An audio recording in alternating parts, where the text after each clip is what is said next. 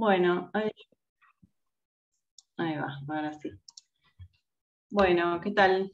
Buenas tardes a todos y a todas. Gracias por la espera. Vamos a ir arrancando entonces con este encuentro. Presento el espacio y presento a nuestra invitada de hoy. Mi nombre es Belén Ana, soy la jefa de residentes actual de psicología del Hospital Manuel Belgrano, del partido de San Martín. Eh, la residencia, en conjunto con el área de adolescencia del hospital, organizamos este curso que se llama Herramientas para el Trabajo con Grupos Psicoterapéuticos.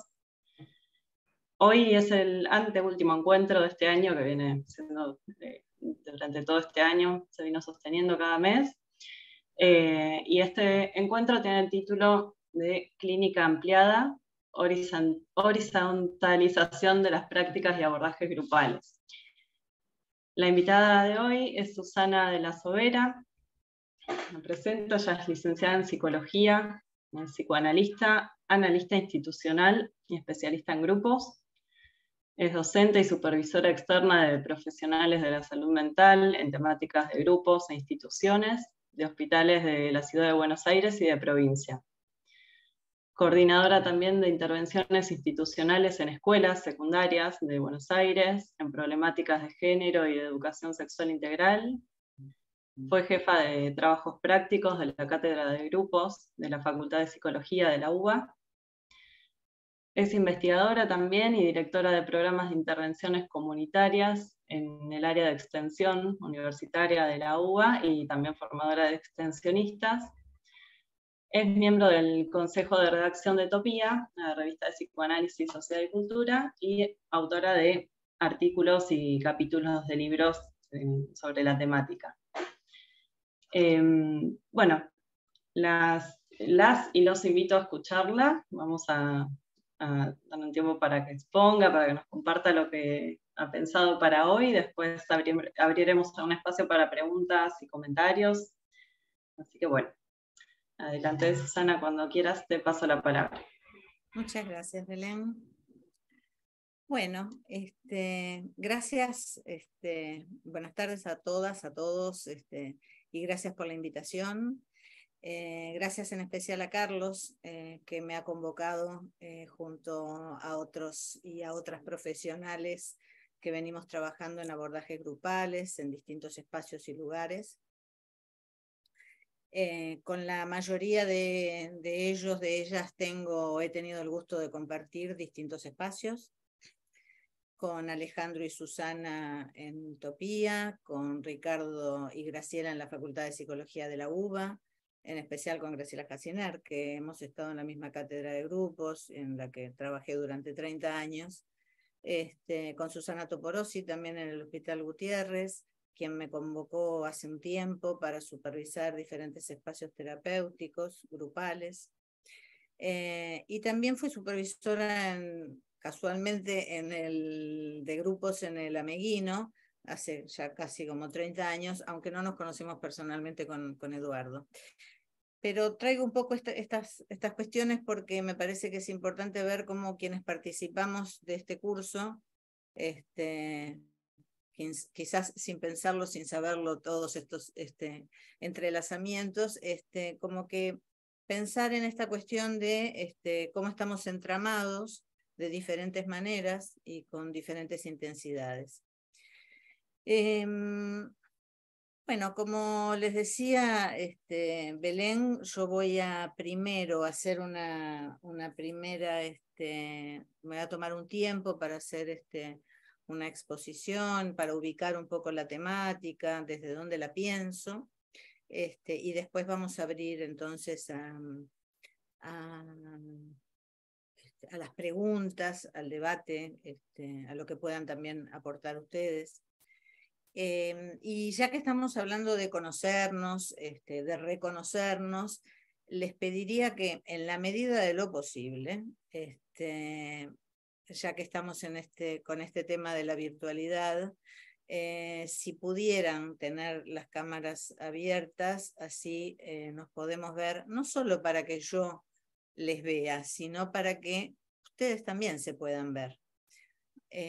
Quienes puedan, estaría bueno. Bueno, una primera puntuación que quiero realizar refiere al título del curso de ustedes. El curso se llama Herramientas para el trabajo con grupos terapéuticos, psicoterapéuticos. Y a mí me pareció muy interesante, resoné mucho con este título, porque esto hace que sea esperable entonces que los conceptos aquí vertidos devengan en herramientas, en el sentido que Foucault conceptualiza la caja de herramientas, ¿no? O sea, que no sean solamente conceptos aislados o letra muerta, sino que podamos ponerlos a trabajar y a recuperar la potencia que tienen esos conceptos. Y además pensado así, desde la noción de caja de herramientas de Foucault, esto nos permite a que los conceptos puedan abrir a pensar en qué multiplicidades nos introducen, qué efectos producen, en qué conexiones, con qué funcionan, con qué intensidades disparan, o sea, pensarlos como saberes en acción.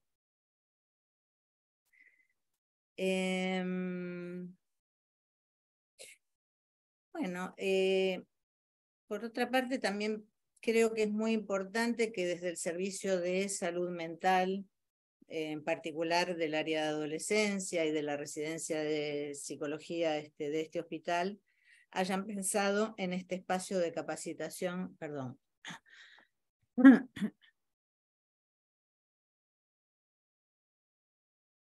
En este espacio de capacitación sobre grupos.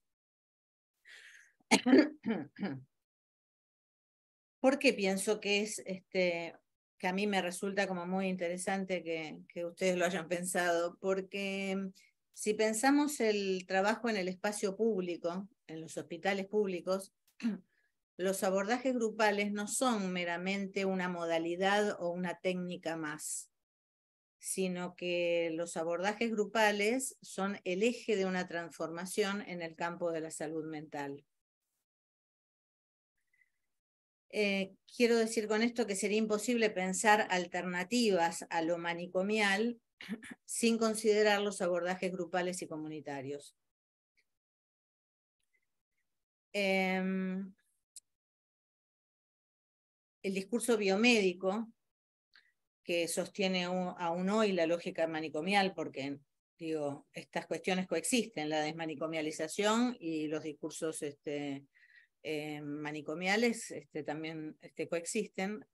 Entonces decía que el discurso biomédico que sostiene aún hoy la lógica manicomial ha reducido la complejidad de los padecimientos subjetivos, simplificándolos y clasificándolos, indicando tratamientos que están sostenidos en el encierro y en el aislamiento. Obvio que esto coexiste junto con otras políticas y otras formas de pensarlo, ¿no? Y desde esa lógica, desde la lógica manicomial, el adentro y el afuera institucional se constituyen en espacios separados y estancos. Entonces, esto trae como consecuencia que el trabajo comunitario no tendría sentido, y menos aún importancia, por supuesto. Esto para ubicar un poco desde dónde voy a pensar estas cuestiones que hoy, o desde dónde pienso estas cuestiones que hoy quiero compartir con ustedes. Porque la propuesta de esta clase se enmarca en pensar la salud mental desde una perspectiva desmanicomializadora. Y cómo a partir de esa concepción es que se hace necesaria la implementación de dispositivos grupales. Para ello quiero señalar algunos párrafos, algunos contenidos de la Ley Nacional de Salud Mental, la que fue promulgada ya hace 12 años, que destaca en en diferentes momentos el derecho de las personas con padecimiento mental a recibir tratamientos que promuevan la integración familiar, laboral y comunitaria. Esto figura, por ejemplo, en el artículo 7, apartado D, ¿no? Entonces, ahí se habla específicamente el derecho de las personas con padecimiento mental a recibir tratamientos que promuevan la integración familiar, laboral y comunitaria.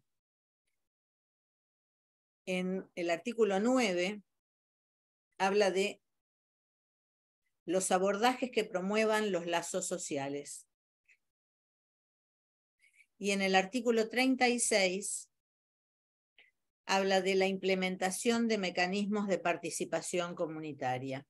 Tomé estos tres parrafitos porque me parece importante rastrear cómo ahí específicamente se plantea esto y cómo esto abre justamente a pensar la necesidad y la necesariedad de la implementación de dispositivos grupales y comunitarios.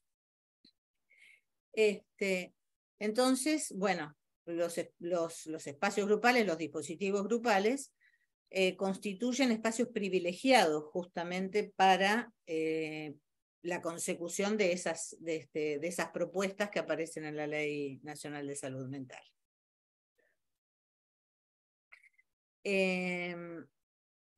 Las políticas de salud mental centradas en la perspectiva de derechos y a través de prácticas integrales proponen entonces la modificación de las lógicas manicomiales.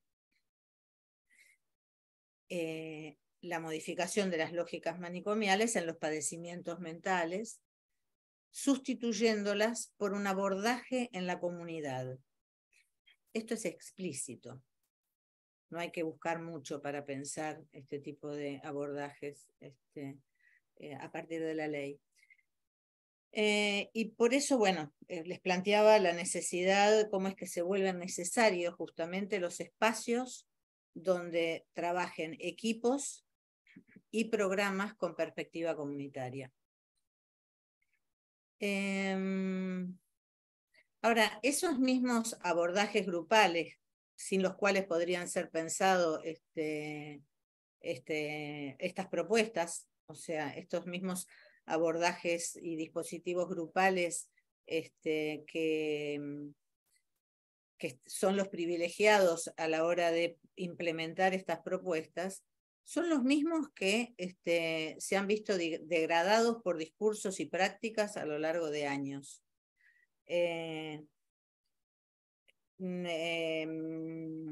No me voy a meter en esto, para eso está Alejandro Weiner y Las Huellas de la Memoria junto con Enrique Carpintero, quienes han relatado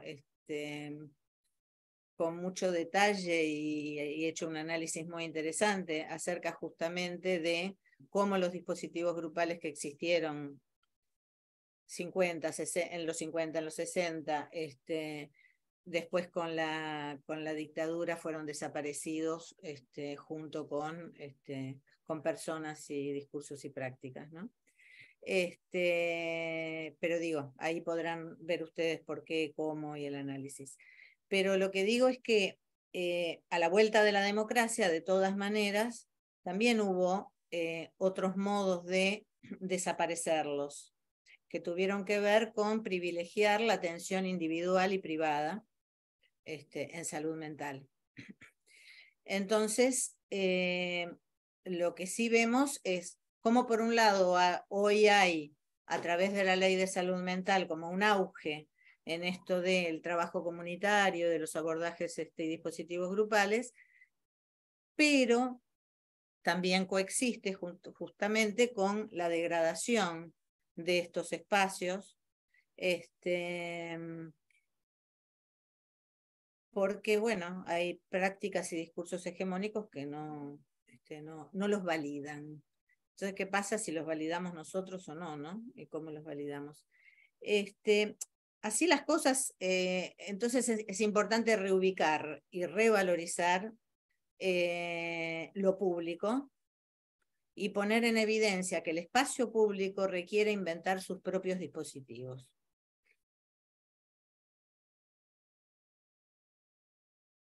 Esto que voy planteando y algunas cuestiones que vaya diciendo después, quiero situarlas desde dónde las pienso, ¿no? O sea, a mí me ha servido como marco teórico y como antecedentes para seguir pensando estas cuestiones, todo lo que hace a la noción de clínica ampliada. Y para pensar la clínica ampliada, sigo diferentes autores que han realizado los aportes más interesantes, más importantes en este sentido, y hoy voy a mencionar algunos poquitos, digo, como para ubicar algo de esto, ¿no?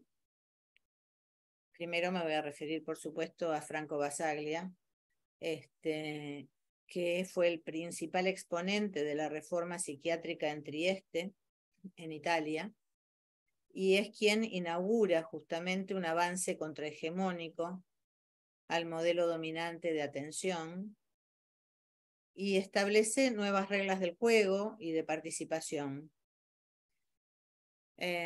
Supongo que muchos de ustedes deben conocer la reforma psiquiátrica de Basaglia, y si no, los invito a que lo lean, porque bueno, fue realmente un movimiento contrahegemónico revolucionario en el campo de la salud mental.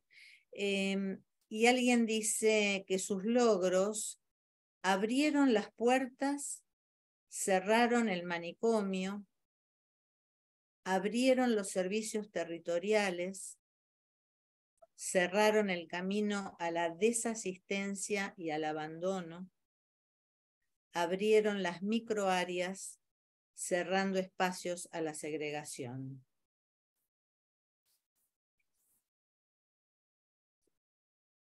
Otro de los autores que quiero mencionar hoy es de Sousa Campos.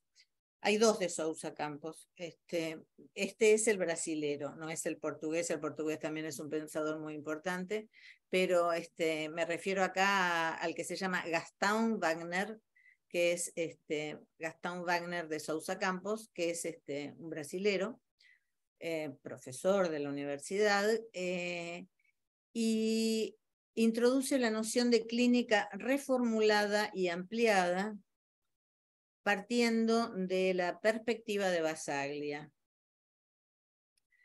Él plantea que la finalidad de la gestión en salud debe tener como eje principal la defensa de la vida. La defensa de la vida expresa un compromiso central con las necesidades de salud y con el derecho universal a la salud,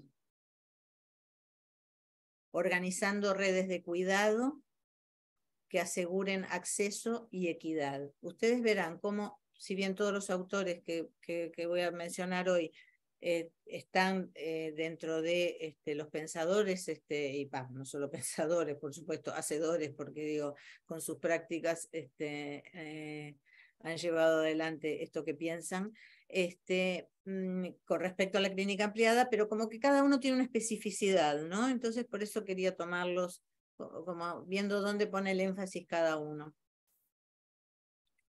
Y señala también que hay obstáculos concretos a esta finalidad de la defensa de la vida, que son los intereses económicos de algunos profesionales de la salud y también la rentabilidad de sectores privados, productores de insumos o de servicios, muchas veces que funcionan incluso corporativamente dentro de los espacios públicos, dentro de los hospitales públicos. Y él prioriza la relación entre profesionales y usuarios, proponiendo justamente un desplazamiento del modelo médico hegemónico hacia nuevas formas de vinculación, más horizontales y de construcción conjunta. O sea, él plantea justamente esta forma de pensar las relaciones horizontales y de construcción conjunta entre profesionales y usuarios, sin dejar por ello de lado la especialización específica que tengan los profesionales o los trabajadores de la salud, ¿no? Bueno, bien. El otro que voy a mencionar es Paulo Amarante, también brasilero, que es el principal referente de la reforma brasileña de salud mental. Y él plantea, también acá están como los matices en los que cada uno pone el énfasis. Él plantea que más allá de cerrar los manicomios y transformar el modelo de asistencia, el desafío es cambiar la forma en que la sociedad piensa y lidia con lo diferente, lo diverso, lo otro. O sea, estamos hablando acá justamente de que la desmanicomialización no pasa solamente por una reforma edilicia o de modalidades de atención, sino que pasa también por un cambio en las significaciones imaginarias de una sociedad. Lo que hay que desmanicomializar son las cabezas para poder llegar a realizar esas reformas. Y él dice que parte del cambio en la formación de los futuros psiquiatras, dice él, bueno, uno podría decir de los profesionales psi o los profesionales de la salud mental, consiste en entender los efectos de la patologización y la sobremedicalización. Y en alguno de sus libros él trae y destaca una experiencia que denomina atención psicosocial, y en esa experiencia se incluye el sostén de residencias para las personas externadas. Esto no es tan lejano, digo, acá también hay intentos, hay propuestas, hay voluntades de muchos profesionales de la salud mental que llevan adelante estas prácticas con mucho esfuerzo, quizás sin mucho apoyo, pero digo, también existen acá. Y que este sostén de residencias para personas externadas es uno de los espacios importantes que destaca. También el trabajo en conjunto con todo lo que sea artístico, el trabajo en conjunto con músicos, plásticos, artesanos, la creación de cooperativas y las alianzas sociales, ¿no? Esto de el poder armar redes sociales de diferentes maneras, en diferentes espacios. Entonces vemos que el paso adelante dado por la salud colectiva y por la clínica ampliada refiere justamente a la inclusión del contexto social, económico, político, en el debate clínico, en el debate psicopatológico que podemos dar, y también en pensar justamente a partir de esos debates los modos de atención a pacientes con padecimientos subjetivos, psíquicos.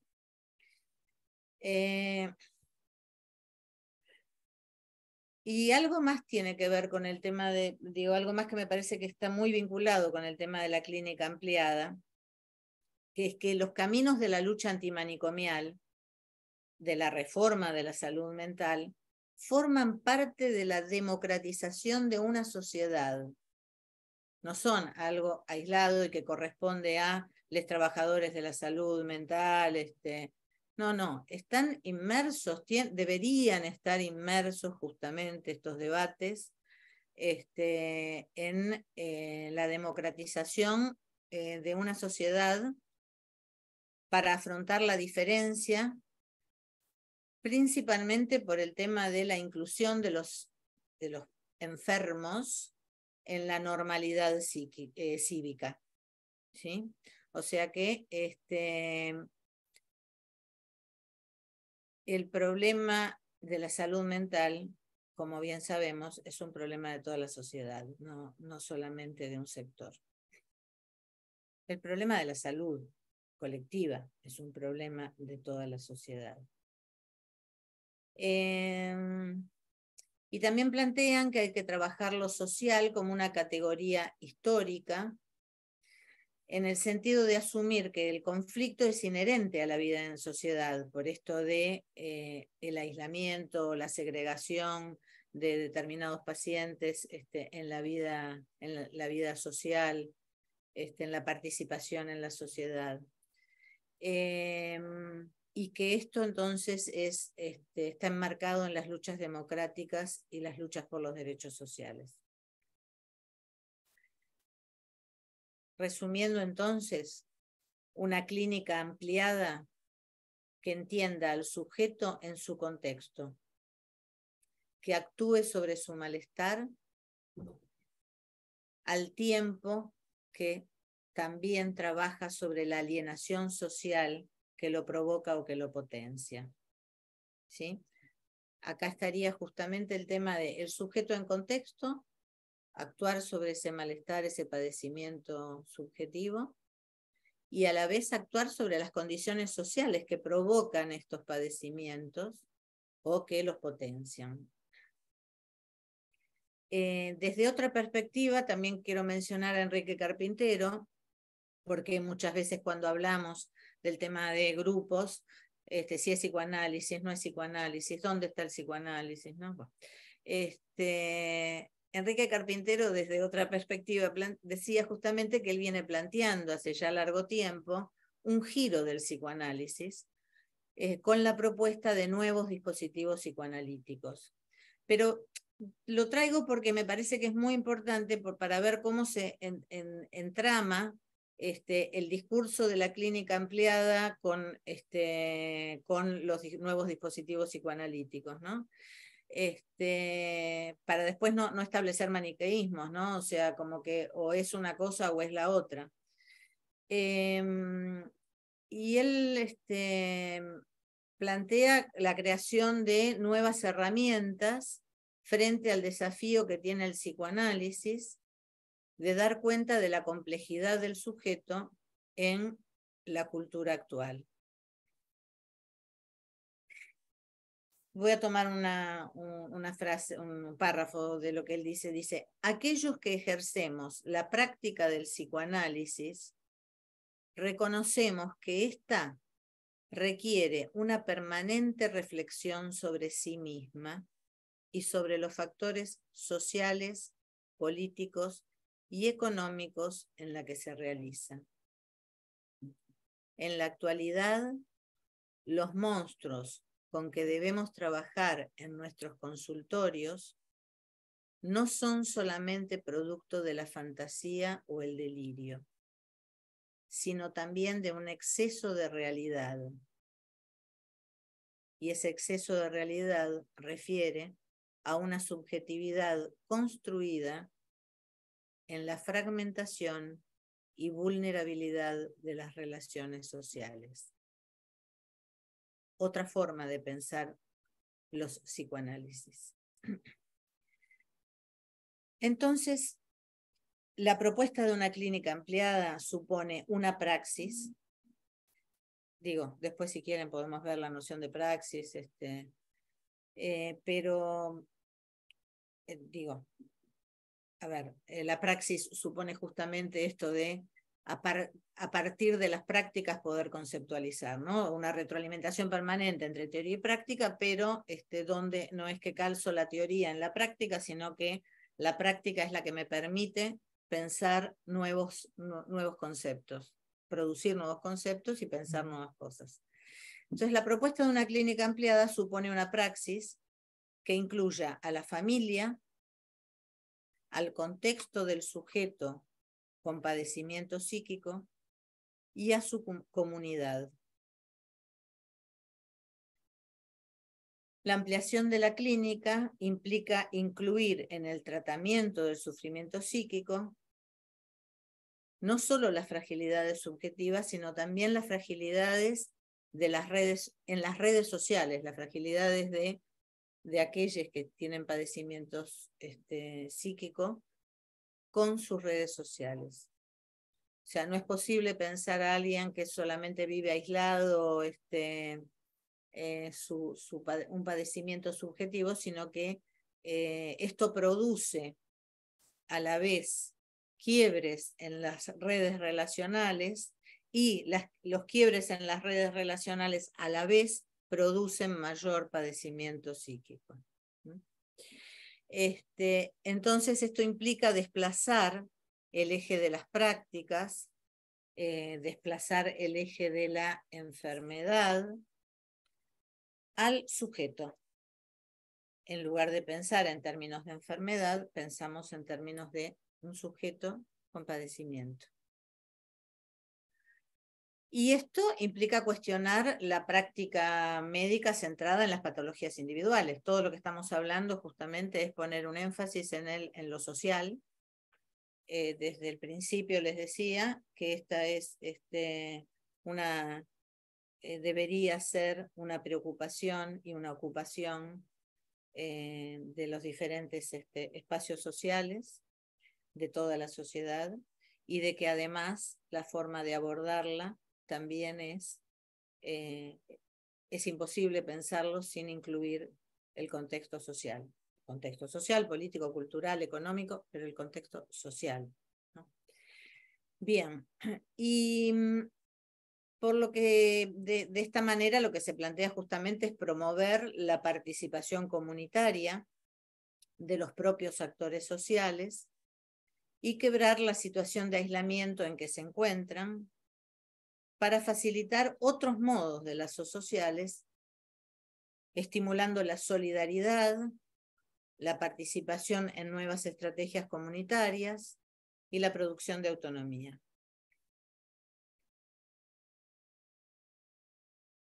Todo esto que venimos diciendo de la clínica ampliada, por lo tanto, requiere de nuevos modos de gestión del trabajo en salud.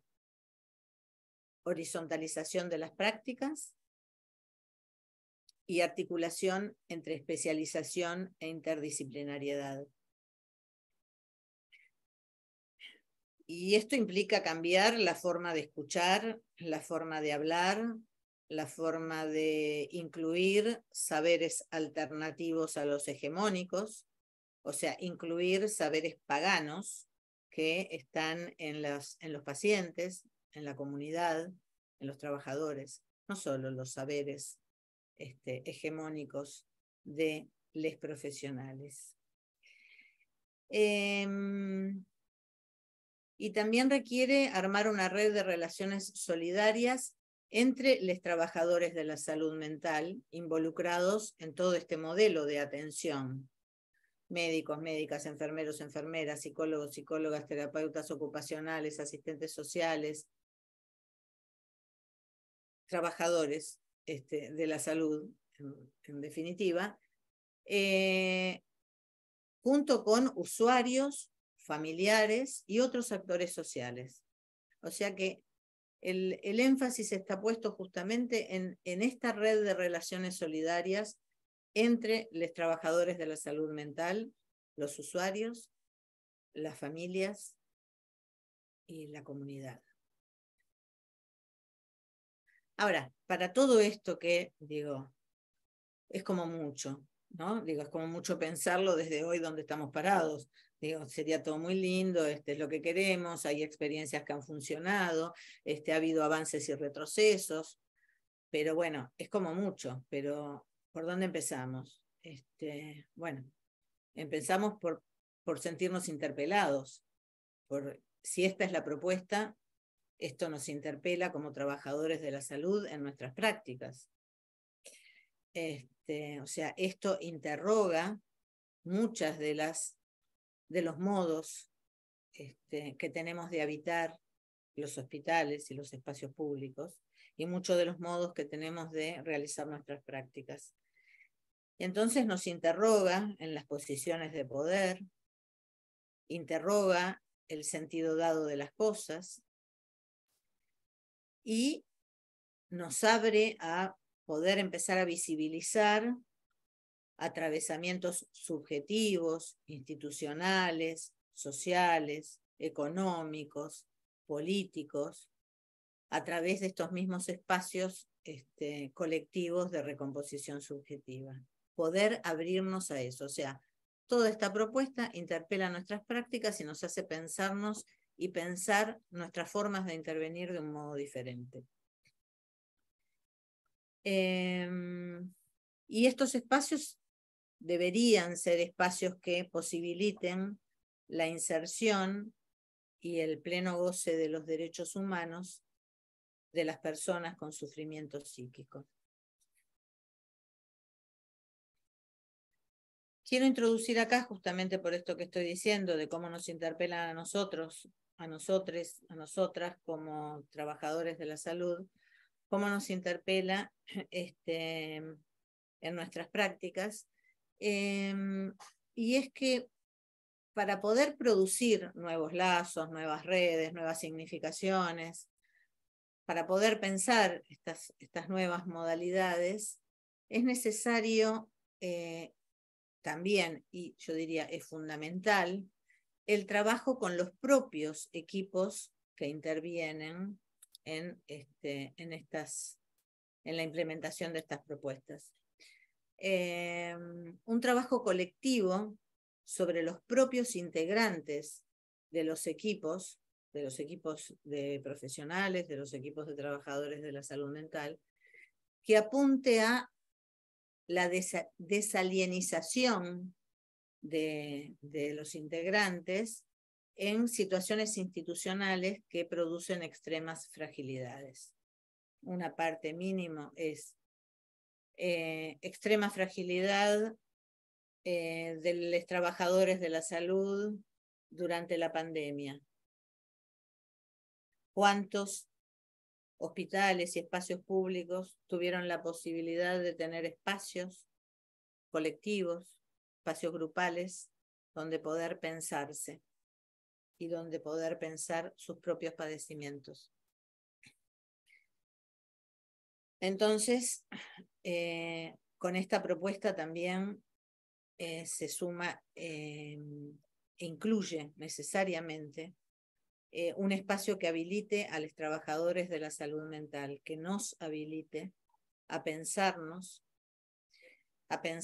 en un movimiento permanente entre la reflexión crítica y la práctica concreta, ¿no? O sea, justamente pensarnos desde nuestras prácticas, pensarnos desde nuestros padecimientos subjetivos en estas instituciones y en estas prácticas.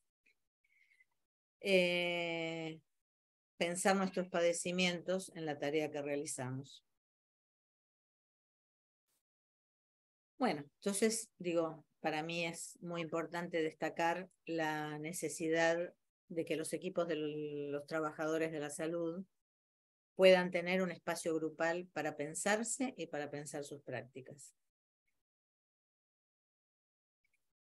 Me voy a referir entonces aquí en principio a las prácticas, ¿no? Seguramente ustedes coordinan diferentes espacios grupales, grupos de admisión, terapéuticos. Yo escuché un poquito alguna de creo que la primera clase, donde decían admisión, terapéuticos, familiares, de reflexión, talleres, grupos territoriales, comunitarios, grupos de pacientes internados, grupos de formación, equipos de trabajo interdisciplinario. O sea, quizás muchos de ustedes participan de alguno de estos o de muchos de estos. Y por lo tanto sabrán que no es posible abordar todos estos diferentes espacios desde un mismo diseño de dispositivo grupal, ni con la misma forma de coordinación. Ya algo de esto había adelantado Alejandro Weiner también en la clase inaugural, ¿no? Por lo tanto, para cada uno de estos espacios se deberá considerar la particularidad que tiene ese espacio, la tarea que se plantea, los objetivos que quiere alcanzar, y en función de eso habrá que pensar y diseñar un dispositivo específico adecuado a esas condiciones.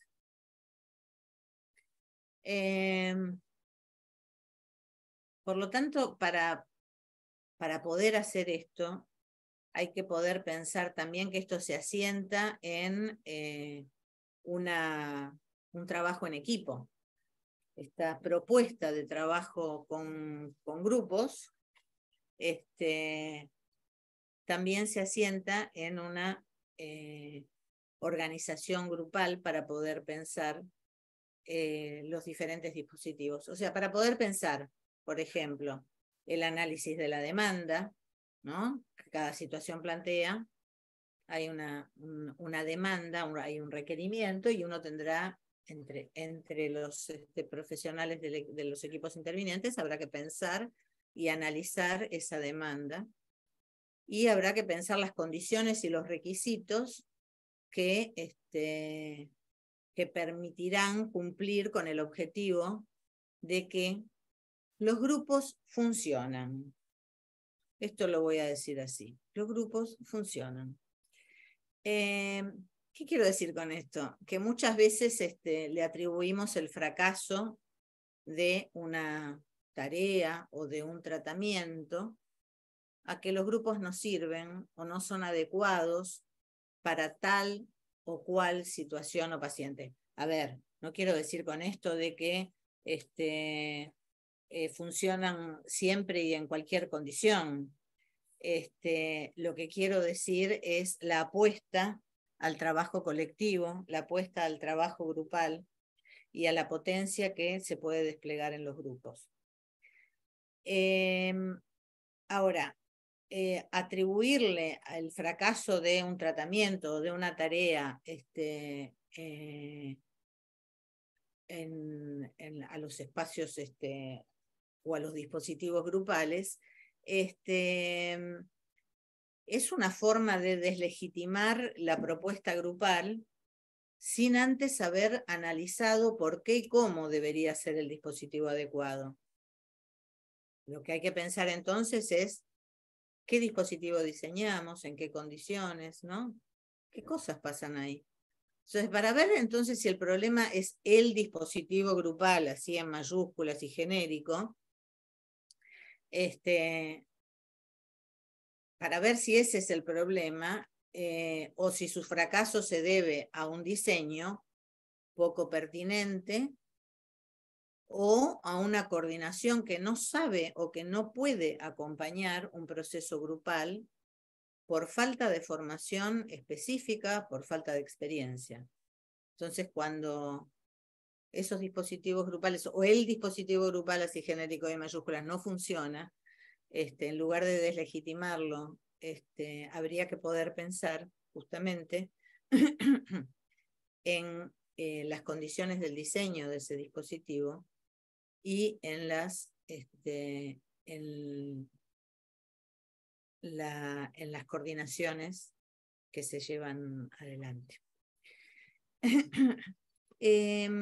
Entonces decía que hay que trabajar colectivamente el análisis de la demanda, el diseño del o de los dispositivos a implementar, y también habrá que ir monitoreando y evaluando el desarrollo de estos dispositivos para poder ir realizando ajustes necesarios permanentemente en caso de que surja alguna dificultad que obstaculice el trabajo en grupo. O sea que el análisis de la demanda, el diseño del dispositivo y el monitoreo permanente del desarrollo de ese dispositivo son tres cuestiones fundamentales para poder ir haciendo ajustes e ir pudiendo pensar sobre lo que estamos haciendo. Y Entonces, esta propuesta de organización grupal, ¿no?, para trabajar estas cuestiones de los trabajadores, de los equipos de trabajadores intervinientes en los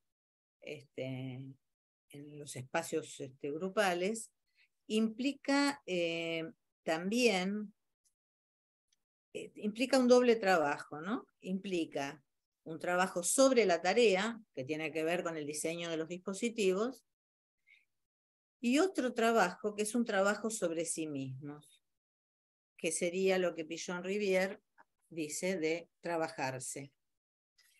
O sea, un trabajo en tanto actores institucionales, un trabajo sobre su propia implicación.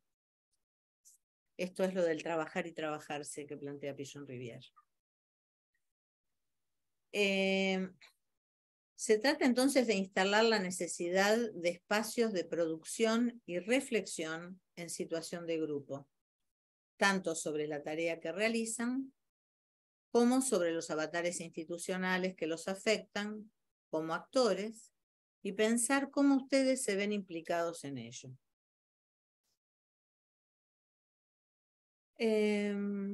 Y además es importante, porque esto también se vio en la pandemia, ¿no?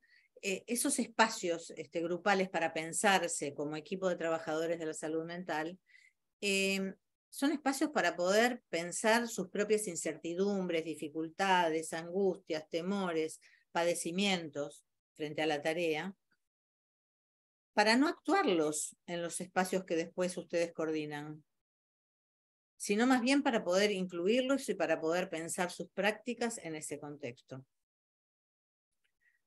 Bueno, digo, para todo esto, por supuesto, de lo que estamos hablando es de la necesidad de una formación especializada. Entonces, cuando se abren espacios grupales en el hospital, ¿quiénes los coordinan? En general, voy a contestar por ustedes después me dirán, en general sucede que psicólogos, psicólogas, psiquiatras, terapistas ocupacionales son quienes toman la coordinación de los diferentes grupos por el solo hecho de la formación curricular que recibieron y que se considera suficiente para dicha función. Y a eso se le agregan técnicas grupales. Entonces, en general no se piensa que para coordinar grupos se requiera de una formación especializada. ¿Qué quiero decir con esto? Que para trabajar con grupos se requiere una formación especializada, tanto teórica como técnica. De ahí el curso que están haciendo. Les decía que muchas veces se piensa que solamente con sumar técnicas grupales a la formación que ya se tiene, con eso alcanza. Las técnicas en general se pueden leer en cualquier libro de técnicas grupales. No es necesario un curso sobre técnicas grupales, pero lo que sí es necesario es un curso sobre cómo, por qué y qué se busca con esas técnicas grupales. Lo que sí es necesario es formarse en la complejidad de lo grupal. ¿Qué quiere decir esto? Formarse en la complejidad de lo grupal implica conocer qué tipo de circulaciones, de procesos identificatorios, de procesos transferenciales, de redes de comunicación, de intercambios se producen en los grupos. Implica poder formarse en cuáles son las posibles formas de coordinación, las modalidades de intervención, los encuadres y qué efectos producen cada uno de estos. Y, en el mejor de los casos, requiere también transitar la propia experiencia grupal. ¿Qué no quiere decir hacer un análisis didáctico en un grupo, sino que quiere decir tener alguna experiencia grupal donde uno desde el lugar de integrante pueda conocer y transitar estas cosas que allí suceden. y pueda capitalizarlas, pueda pensarlas, ¿no? Evidentemente, transitar la propia experiencia grupal en un grupo de formación sería lo mejor, porque es ahí donde se trabajaría. De ahí la importancia entonces de este curso que ustedes pensaron, para dejar planteada la necesidad de una formación específica en grupos y para poder puntualizar algunos conceptos que ustedes deberán trabajar con más tiempo, ¿no? Y así llegamos a las formas de coordinación. O sea, las diferentes formas de coordinación han ido cambiando en distintos momentos, con distintas corrientes. Muchas coexisten hoy en la actualidad. Lo que importa saber es qué efectos generan esas distintas modalidades de coordinación en la producción de los grupos. Porque más allá de los modos personales que cada uno pueda tener, cada coordinador o coordinadora de grupos pueda tener, están los posicionamientos éticos y epistémicos respecto de la coordinación. Quiero decir, el posicionamiento que yo elijo para coordinar en función de cómo yo pienso las producciones grupales y de qué objetivos me planteo.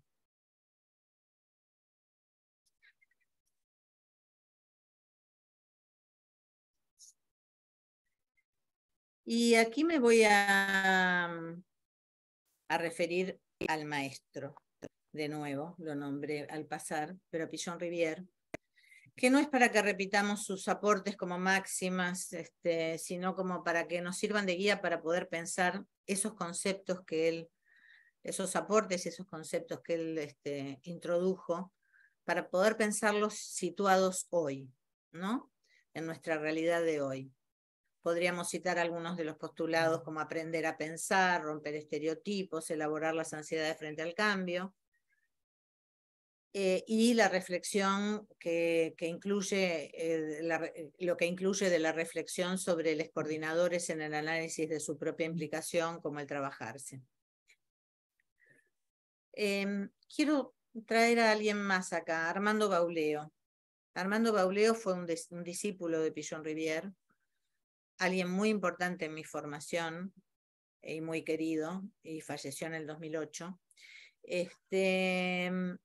Y quiero leer algo que él dice sobre los grupos operativos de Pichon-Rivière. Desde su nacimiento, los grupos operativos no fueron solo una cuestión de otra técnica de psicoterapia, sino también otra comprensión de diferentes problemáticas psiquiátricas. Proceso del enfermarse, proceso del tratamiento. El paciente como emergente de una situación grupal, familiar. Grupo externo y grupo interno. La noción de tarea. La noción de aprendizaje, terapia. O sea que desde el comienzo no se habla solo de una técnica, sino de otra forma de pensar y de observar las situaciones. Bueno, por lo tanto, sabemos que Pichon-Rivière entonces no solo aportó un encuadre específico que incluye una forma de escuchar y de contenidos a interpretar, sino que también abrió y aportó un modo de intervenir que apunta a interrogar naturalizaciones de sentidos, naturalizaciones de prácticas, de discursos. Y en esta línea estaba viendo la hora, me voy a tomar 5 minutitos más, si es posible, o lo menos que pueda, para no... en esta línea de pensar cómo nos vamos a posicionar como coordinadores, es muy importante desde el posicionamiento ético que yo me planteo con respecto a un modo de coordinación posible, diseñar y coordinar dispositivos para que la palabra circule. Este es un modo de coordinación posible, hay otros. Y ese diseño y coordinación de dispositivos para que la palabra circule permite alojar las diferencias, permite que la palabra de todos tenga valor,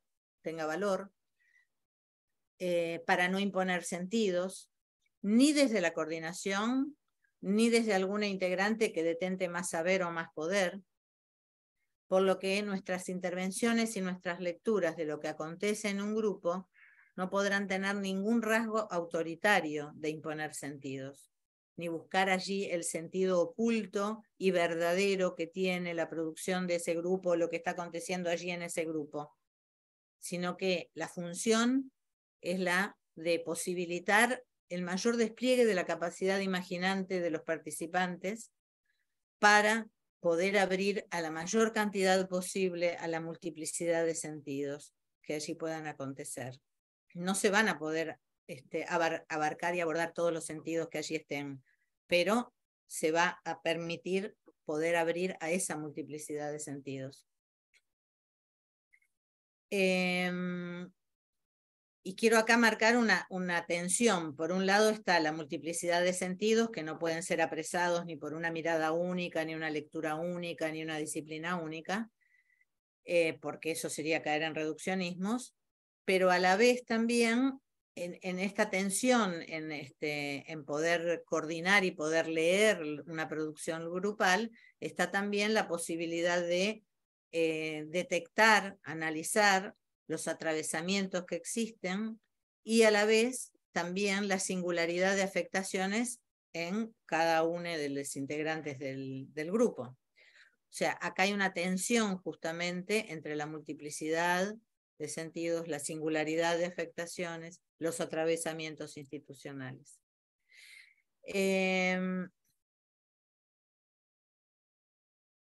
Voy a ir salteando.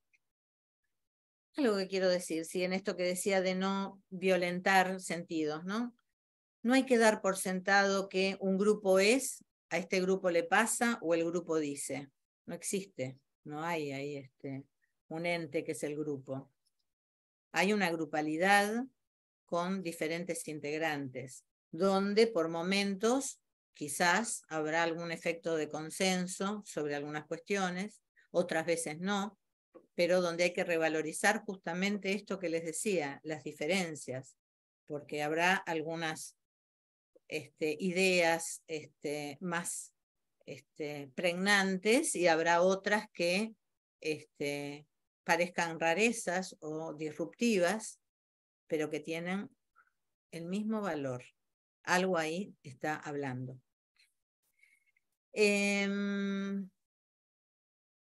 Y otra de las cuestiones es que la coordinación deberá garantizar las condiciones de seguridad y confianza necesarias para que allí se puedan desplegar situaciones y problemáticas de la intimidad, sin temor a ser juzgados, sin temor a que se difundan fuera del grupo.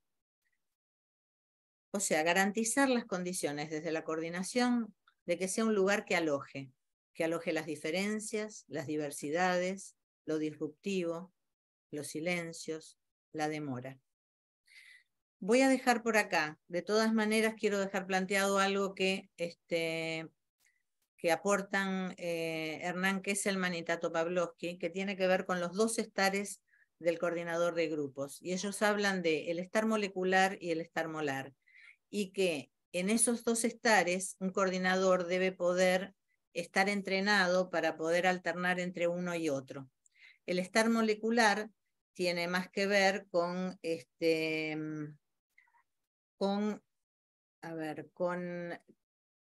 no estar centrados en la comprensión, con dejarse atravesar por las líneas que van apareciendo como bocetos, y que tiene más que ver con un registro de la micropercepción, por eso le llaman el estar molecular. Y ahí ellos dicen que hay cero intensidad, cero rostridad de parte del coordinador. O sea, el coordinador se ve lo menos posible, desaparece lo más posible. El grupo está trabajando. Y en el estar molar, en cambio, la escenografía del coordinador aparece más recortada en el aquí y ahora y está más pendiente de los cortes donde pueda intervenir y de las líneas que en un primer momento se puedan organizar y puedan ordenarse y pueda dar algún sentido. Y ahí se ve más, aparece con mayor visibilidad las técnicas y los estilos del coordinador. No, algo más, perdón. Confección de crónicas, sí, porque si no, si me olvido de esto. Fundamental, la confección de crónicas, si hay tiempo lo hablamos, pero no quiero olvidarme, y es que es fundamental, por eso la coordinación es tan importante. La confección de crónicas muchas veces es un lugar que queda como resistido o como devaluado, porque es el que toma notitas de lo que está pasando. No, la confección de crónicas es el material sobre el cual después la coordinación va a trabajar. Va a trabajar el material producido por el grupo, pero también va a trabajar quien toma el registro de crónicas, cuáles fueron las intervenciones de la coordinación que produjeron determinados efectos. O sea, que permite un trabajo sobre la producción del grupo, pero sobre la producción en el entre el entre la coordinación y el entre los integrantes, entre el entre la coordinación y los integrantes, y entre el entre en la coordinación, y va a poder trabajar también ahí determinadas cuestiones transferenciales que vayan apareciendo. O sea, va a poder trabajar los posibles efectos de la coordinación en el grupo también. Nada más. Ahora sí. Bueno, muy bien. Bueno, abrimos el espacio entonces a preguntas, comentarios, si alguien quiere arrancar, si se quedó pensando en algo.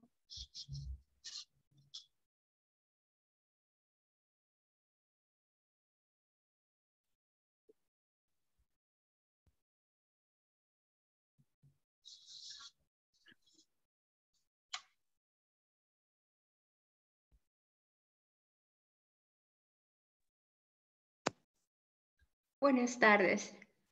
Hola, Irina. ¿Podrías ampliar un poquitito esto entre lo molar y lo molecular, por favor? Sí, lo dije, lo nombré muy al pasar justamente para que no llevara más tiempo la exposición y ustedes pudieran... A ver, él plantea que hay dos, dentro de un posicionamiento, porque digo, estamos hablando de, hay diferentes modalidades de coordinación. Esto es una cuestión que tendrá que ver con diferentes corrientes y con diferentes posicionamientos éticos y epistémicos a la hora de coordinar un grupo. Dentro de ese posicionamiento que ellos tienen con respecto a coordinar un grupo, ellos plantean que hay además dos estares del coordinador de grupos, que el coordinador de grupos tiene que entrenarse para, por momentos, intervenir, o no intervenir, pero bueno, es una forma de intervención, intervenir desde un estar más molecular, y en otros momentos tendrá que intervenir desde un estar más molar. Lo que él dice es que en el estar molecular, el coordinador está como mucho más descentrado y corrido de la coordinación. Es como si ellos dicen cero rostridad, ¿no? O sea, como que se vuelve como más anónimo dentro de la coordinación, y el grupo está trabajando en esos momentos, que es cuando el grupo está trabajando sin la necesidad de la intervención del coordinador. No es que el coordinador no esté, porque esto también, ¿no? No es que se transforma en un grupo autogestivo. El coordinador está, la coordinadora está, pero está desde un determinado lugar, desde este lugar que es dejarse atravesar por los sinsentidos, por no entender bien lo que está pasando, por que ellos, los integrantes, están trabajando y están bocetando determinadas líneas sin tratar de comprender lo que allí está pasando, y por lo tanto sin tratar de intervenir para forzar ningún tipo de cierre de sentidos. Y que hay otros momentos en los cuales es necesario poder intervenir más como con una presencia mayor y con dando una palabra que ordene determinados sentidos que allí están circulando, que ese sería el estar molar. Y que en el estar molar entonces es cuando el coordinador está más pendiente de los cortes en lo que se va, en la dinámica que se va dando para poder intervenir, para poder ordenar, para poder organizar algo de lo que allí está sucediendo. ¿Se entiende? Sí, sí, ¿Sí? sí, gracias. De nada. Sí, sí, esto yo lo vi en un grupo que presencié en el Gutiérrez para chicos con problemas de piel y de alergias y sus familias.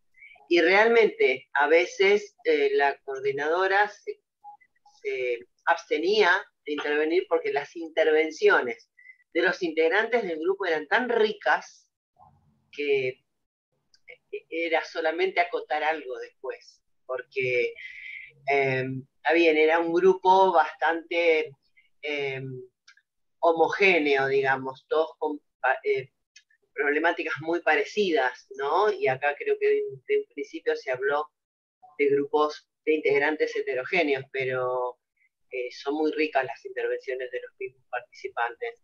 Y en algunos casos, después de una intervención de un participante, la coordinadora acotaba, intervenía, insistía, repreguntaba.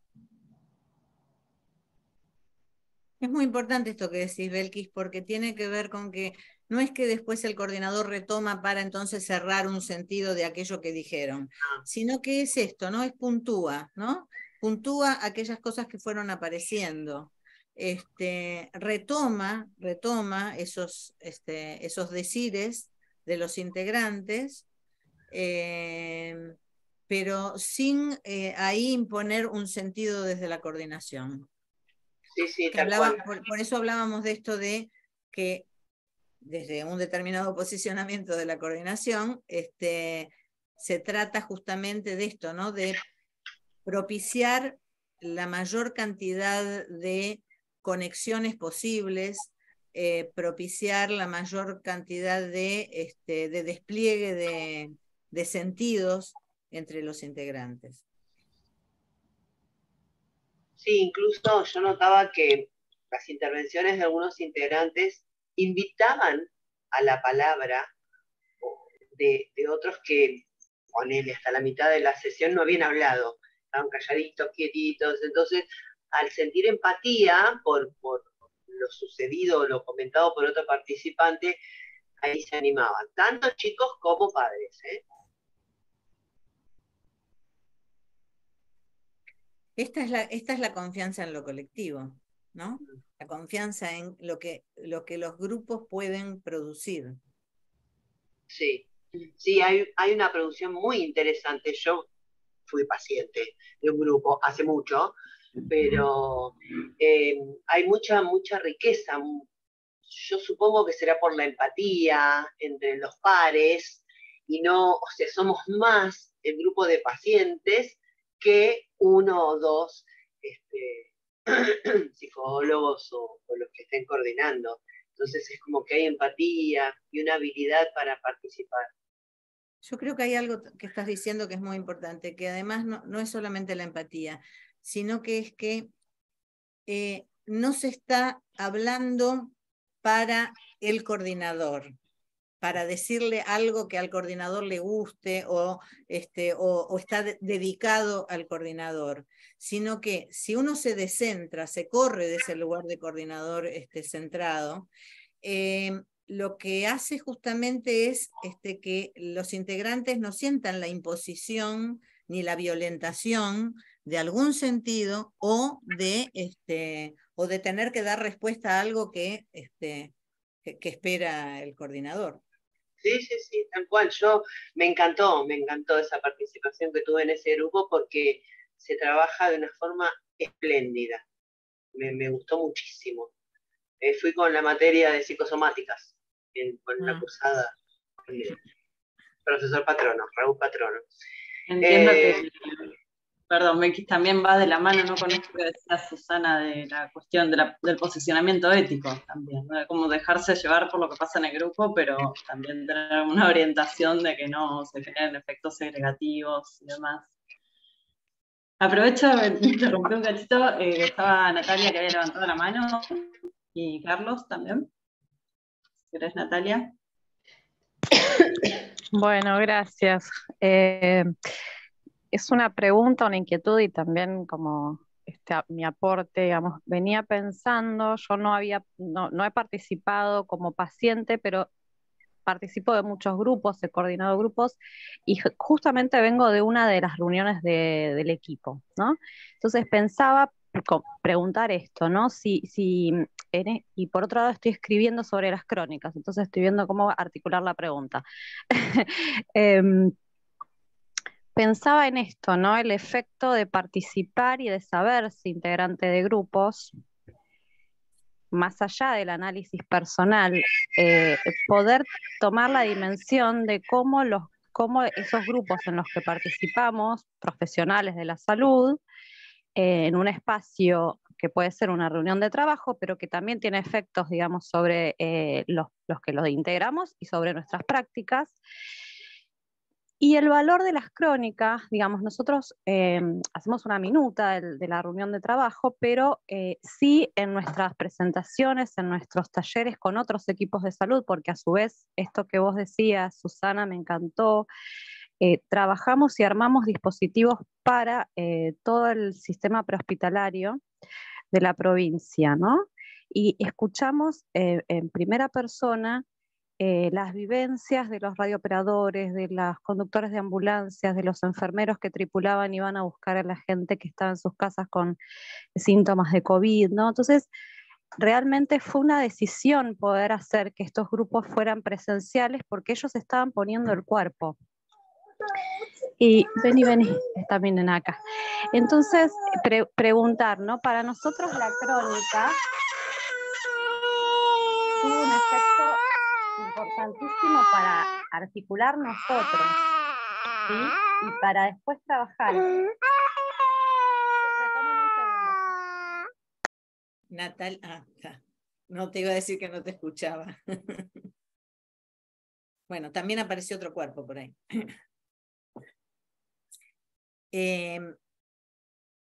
¿Querés, Belén, que vayamos a otra pregunta y después retomamos Perdón, con Natalia? acá terminó. Acá, no, era genial. breve. Está bien.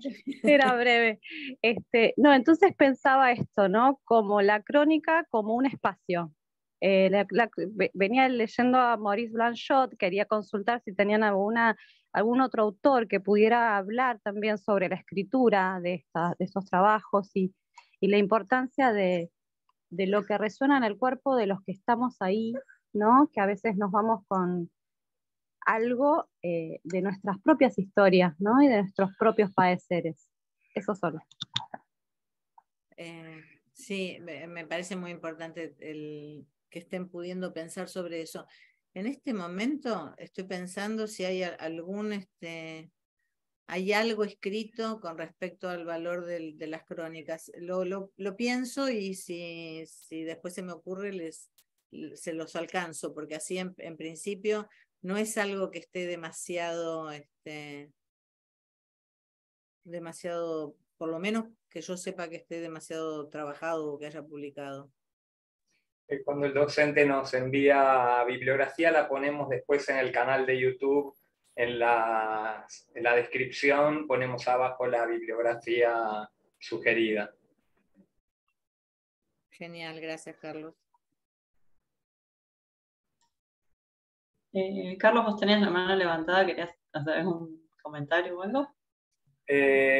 Sí, yo justamente el comentario que quería hacer tenía que ver más con todo lo que tiene que ver con el armado del grupo, ¿no? Que es lo que hace que sea psicoterapia grupal y no psicoterapia individual en grupo.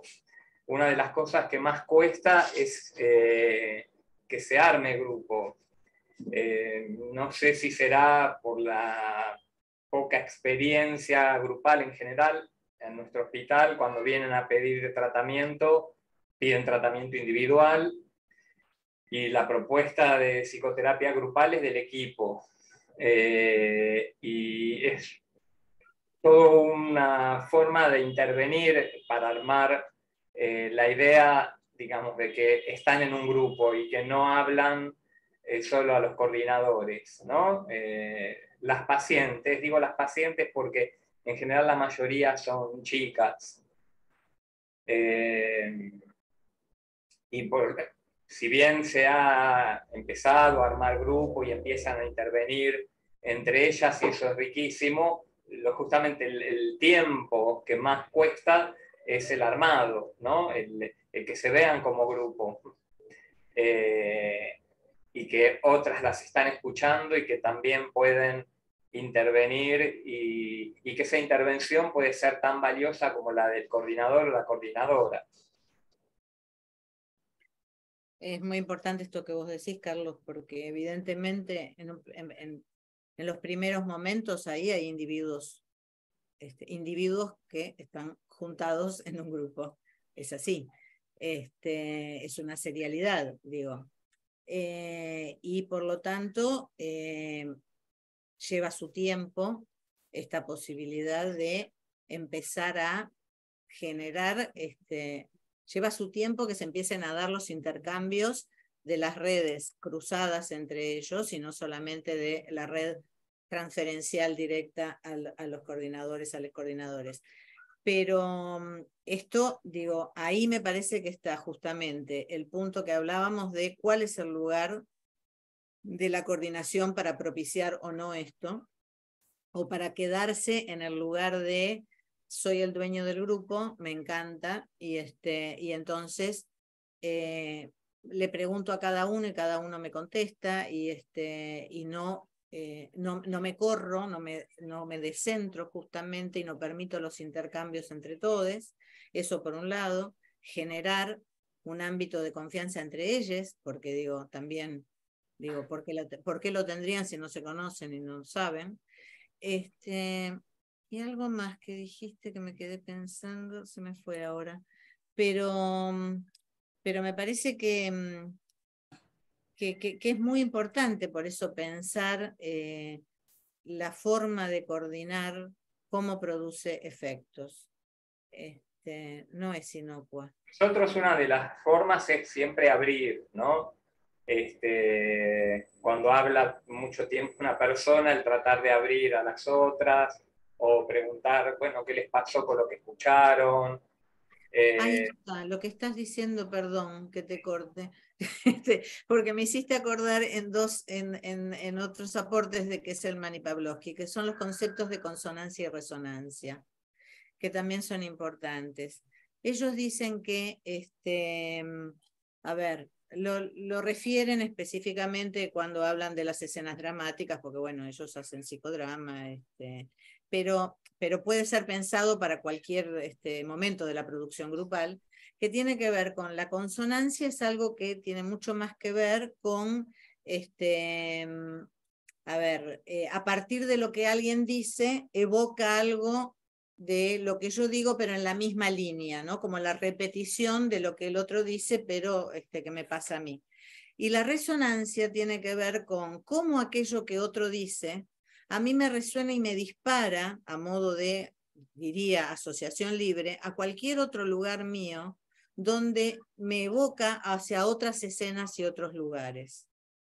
Y esto es una de las cosas importantes a detectar también desde la coordinación y a favorecer desde la coordinación, porque el trabajo en la resonancia es un trabajo muy importante, es el que abre justamente a esos sentidos. Quizá pregunto, ¿hay algo del encuadre de los primeros tiempos que puede facilitar un poco esta dinámica?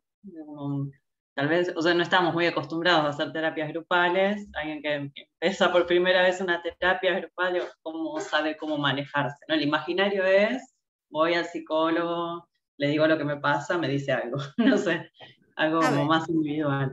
Por ahí. Primero, en lugar de abrir una presentación, porque digo, lo primero que se hace que es que cada uno se presente. Hoy si hubiéramos estado presencialmente y de acuerdo al número, podíamos habernos presentado cada uno, no sé qué es lo que hacía.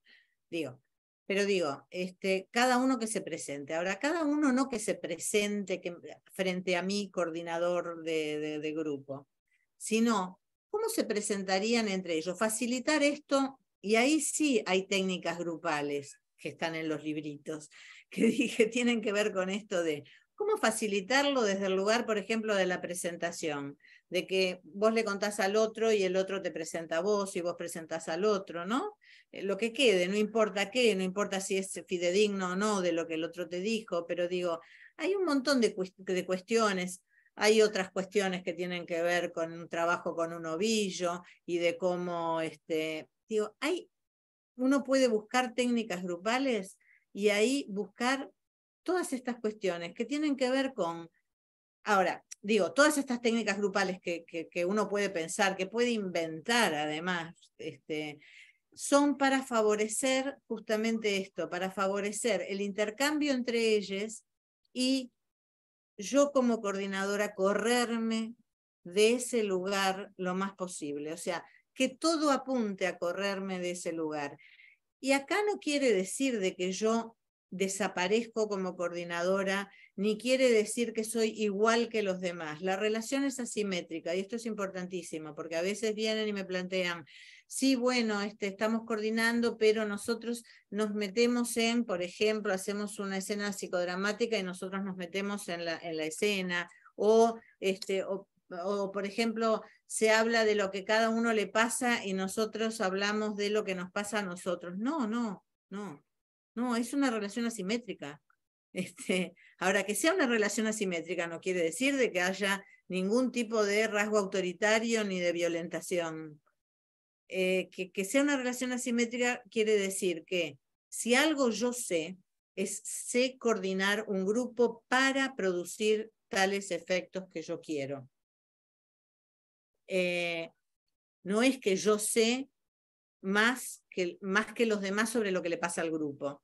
Sí, digo, habrá momentos en que pueda ordenar, pero lo que digo es esto, lo que sé es cómo coordinar un grupo para el efecto que quiero, que si lo que quiero es que se arme una trama, que se arme algo de la grupalidad, que haya intercambios entre ellos, pues bien, yo no tengo que pararme en el centro para que me puedan, para que me vayan diciendo a mí quién es cada uno. No es a mí a quien se presentan. Por ejemplo, una de las primeras cosas que se me ocurre. Bien. Bueno, ya estamos medio sobre la hora. Quedo pensando en algo, digo, si se han quedado pensando en alguna otra cuestión, algo más que quisieran decir. Bueno, ya no tenemos tiempo, pero aprovecho para invitarlos entonces para el próximo encuentro, que va a ser el último encuentro, va a ser sobre terminaciones y cierres en psicoterapias grupales, va a estar coordinado por Carlos este espacio. Así que, bueno, eso, si hay algunas otras inquietudes, recuérdenlas, así las podemos conversar la próxima vez. Te agradezco mucho, Susana, en nombre de todos del equipo. Muy buena la presentación de hoy. Y bueno, agradecemos también el espacio del Zoom al Colegio de Psicólogos y Psicólogas del Distrito Quinto. Bueno, no sé si alguien quiere agregar algo más, o Carlos quiere cerrar, o bueno, ya cerramos acá, si no. Estamos. Bueno, cerramos acá, hasta la próxima. La idea es en la próxima parte de la clase hacer un intercambio sobre todos los temas del curso, que podamos debatir e intercambiar sobre los temas que estuvimos viendo. Bien. El 16 de diciembre, la próxima. Bueno, yo agradezco la participación, además, y las preguntas. Hubiera sido bueno poder intercambiar más, pero es lo que tenemos y bueno, ya a mí me llevó más tiempo. Bueno, te invitamos, Susana, igual para la próxima. Si te querés sumar.